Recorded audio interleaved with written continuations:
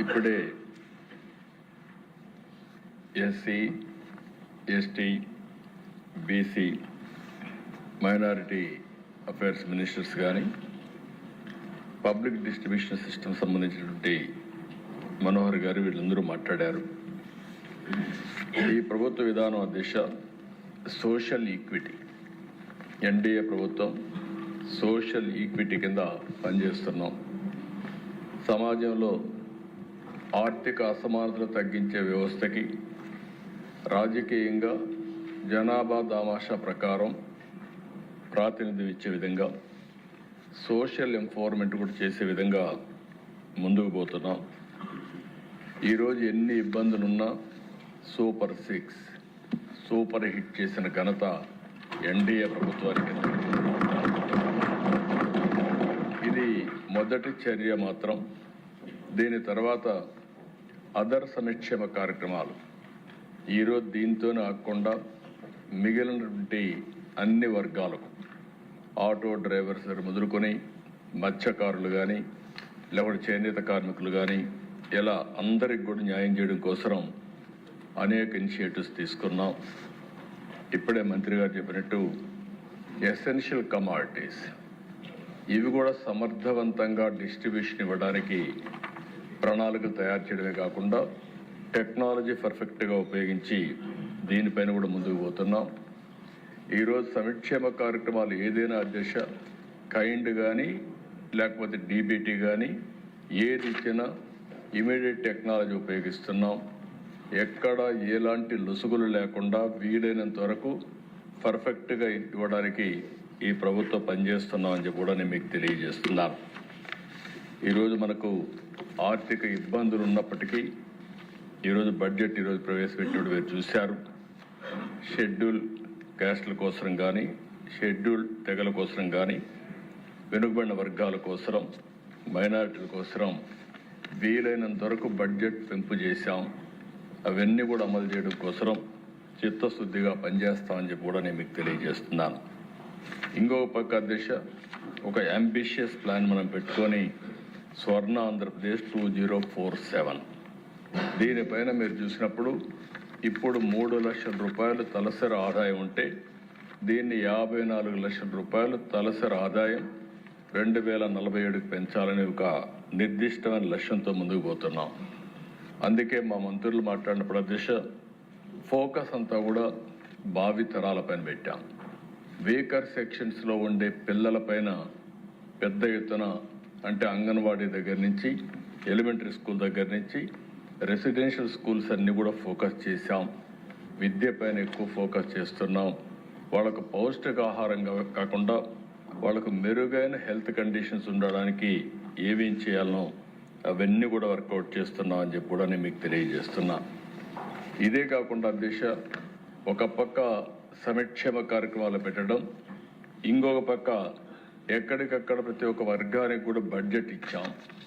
ఇందులో కూడా వాళ్ళ ఆదాయాన్ని పెంచే విధంగా ఏ విధంగా మెరుగైనటువంటి జీవన ప్రమాణాల కోసం ఏమేం చేయాలనో అవన్నీ కూడా వర్కౌట్ చేస్తున్నాం. నేను వెచ్చించే టైంలో ఎక్కువ శాతం సంక్షేమ కార్యక్రమాల కోసం వీకర్ సెక్షన్స్ మీదనే ఎక్కువ ఫోకస్ చేస్తున్నాను. అంటే ఆ రోజు ఎన్డీఏ ఒక మాట చెప్పాం, రాష్ట్ర పునర్నిర్మాణం చేస్తాం, సంక్షేమ కార్యక్రమాలు ఇస్తాం, అభివృద్ధి కార్యక్రమాలు చేసి ఆదాయాన్ని పెంచుతాం, ఎవ్వరికి ఇబ్బంది లేనటువంటి సుపరిపాలన ఇస్తామని చెప్పి ఆ రోజు చెప్పాం. దాని ప్రకారమే ఈరోజు ముందుకు పోతున్నాం. ఇంకొక పక్క దిశ ఒకసారి మనం ఆలోచించుకోవాల్సింది, నేను చాలాసార్లు చెప్పాను, P3 ద్వారా అంటే పబ్లిక్ ప్రైవేట్ పార్ట్నర్షిప్ ద్వారా ఈరోజు సంపద సృష్టించడానికి ముందుకు పోయాం. ప్రైవేట్ వ్యక్తులు వచ్చారు, రోడ్లు వేశారు, ఎయిర్పోర్ట్లు కట్టారు, ఇన్ఫ్రాస్ట్రక్చర్ పనులు చేశారు. దానివల్ల సంపద వచ్చింది, మెరుగైన సదుపాయాలు వచ్చాయి, కానీ ఆర్థిక అసమానతలు పెరిగాయి. దాన్ని దృష్టిలో పెట్టుకుని మనం P4 తీసుకొచ్చాం, పబ్లిక్ ప్రైవేట్ పీపుల్స్ పార్ట్నర్షిప్. ఇప్పటికీ 10 లక్షల బంగారు కుటుంబాలని 1 లక్ష మంది మార్గదర్శులు అడాప్ట్ చేసుకునే పరిస్థితికి వచ్చారు. నేను ఒకటే చెప్తున్నా, ఏ కార్యక్రమం అయినా దాని ఫలితాలు ఇమీడియట్గా రావు.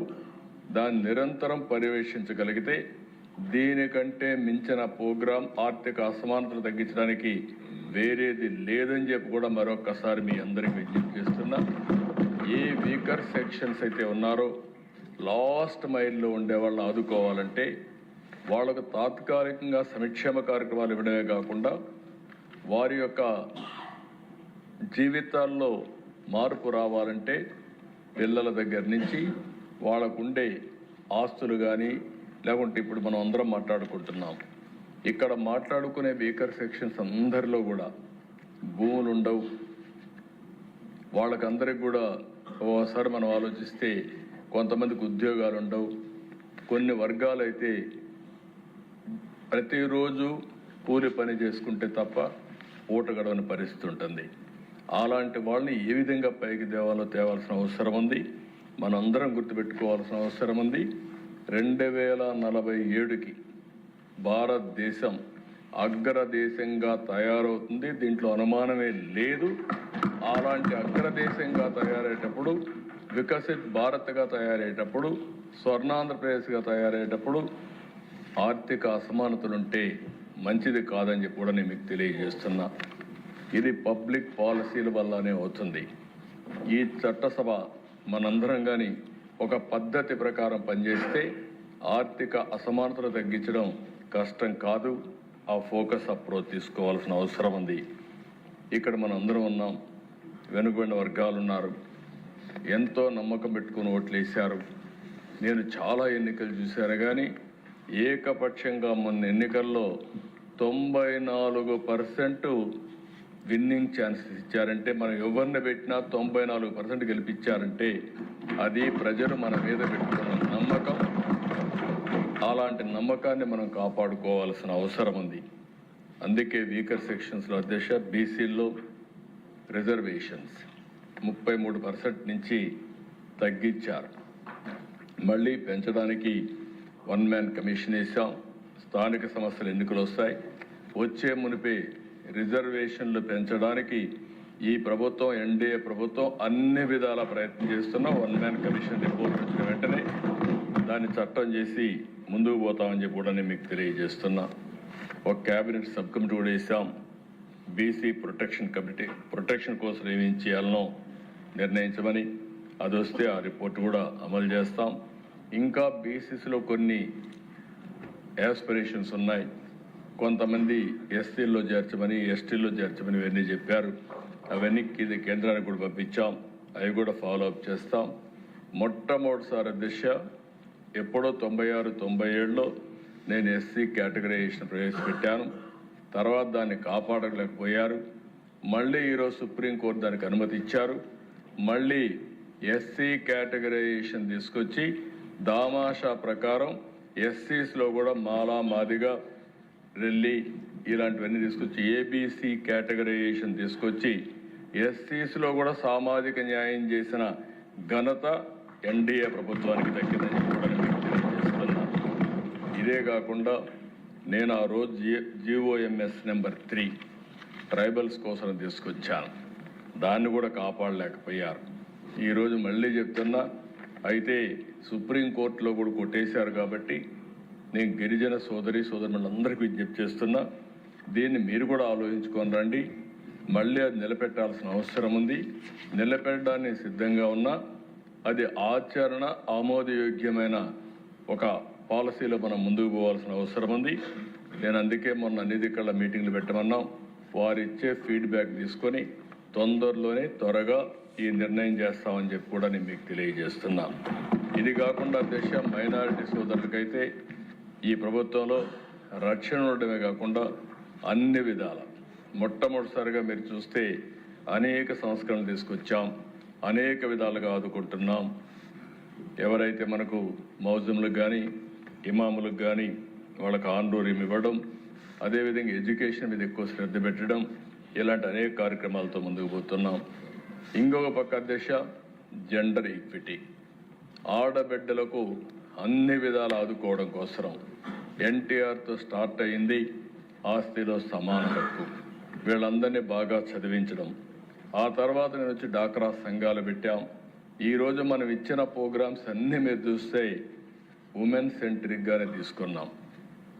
ఎవరైతే మహిళల్ని మనం ఎంపవర్ చేయగలిగితే ఆ కుటుంబమే కాకుండా సమాజం మొత్తం ఎంపవర్ అవుతున్న ఉద్దేశంతో దీనికి కూడా ప్రాధాన్యత ఇచ్చాం.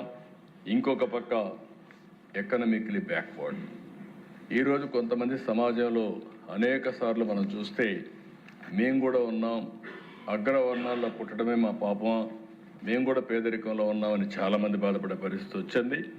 వాళ్ళకు కూడా హామీ ఇస్తున్నా, ఈ ప్రభుత్వం పేదవాళ్ళు ఎక్కడుంటే వారికి అండగా ఉంటాం, అన్ని విధాలా ఆదుకుంటామని ఆర్థికంగా వెనుకబడిన వర్గాలందరికీ హామీ ఇస్తున్నాం. అందుకే తొందరలోనే ఒక ఫ్యామిలీ కార్డు తీసుకొస్తాం. ఆ ఫ్యామిలీ కార్డులో అన్నీ కూడా ఇంక్లూడ్ చేస్తాం. ఒక కార్డు, వ్యక్తిగత స్వేచ్ఛ, అందరికి కూడా ఒక నమ్మకం, ఒక భరోసా, అదే సమయంలో ఫ్యామిలీని కూడా ఎంపవర్ చేయడం. ఈ రెండు పెడుతున్నాం. అంటే ఒక వ్యక్తికి సెక్యూరిటీ ఉండాలి, ఎలాంటి ఇబ్బంది లేకుండా కనీసం ప్రభుత్వం ఇచ్చే కార్యక్రమాలతో ఆ కుటుంబంలో కానీ సమాజంలో కానీ గౌరవంగా బ్రతికే పరిస్థితి రావాలి. అదే మరి ఫ్యామిలీ యాజ్ యూనిట్ తీసుకొని ఎంపవర్ చేసే కార్యక్రమానికి కూడా శ్రీకారం చుడుతున్నాం. ఇది ఒక వ్యవస్థని ఇంత మునుపంతా కూడా మీరు చూసి తొందరలోనే ఈరోజు సంజీవని ప్రాజెక్ట్ తీసుకొస్తున్నాం. సంజీవని ద్వారా ఆర్థిక వెసులుబాటు కలిగే పరిస్థితి వస్తుంది, ఇబ్బందులు తగ్గే పరిస్థితి వస్తుంది. ఇలాంటి అనేకమైన వినూత్నమైన కార్యక్రమాలతో టెక్నాలజీని జోడిస్తున్నాం. నిన్న మొన్న నేను చూశాను, ఢిల్లీలో కూడా ప్రధానమంత్రి గారు వరల్డ్ ఏఐ సదస్సు పెట్టారు. అక్కడ నేను పోయి చూసినప్పుడు చాలా ఉపయోగపడే ఏఐ సొల్యూషన్స్ ఉన్నాయి. అవన్నీ కూడా తీసుకొస్తాం. అల్టిమేట్గా ఈ రాష్ట్రంలో వీకర్ సెక్షన్ ఫోకస్గా అడ్మినిస్ట్రేషన్ ఉంటుంది. అన్ని డిపార్ట్మెంట్కి విజ్ఞప్తి చేస్తున్నా, మీరు ఏ పని చేసినా మీరు చేసే పనిలో వీకర్ సెక్షన్స్ని, బలహీన వర్గాల్ని ఎంతవరకు ఆదుకుంటున్నామో అది దృష్టిలో పెట్టుకొని చేయాల్సిందిగా మరొక్కసారి విజ్ఞప్తి చేస్తూ రాష్ట్రంలో ఉండే ప్రజలందరికీ విజ్ఞప్తి చేస్తున్నా, ఈ ప్రభుత్వం బలహీన వర్గాల ప్రభుత్వం, మీకు అండగా ఉంటాం, మిమ్మల్ని అన్ని విధాలు ఆదుకుంటామని మరొక్కసారి హామీ ఇస్తూ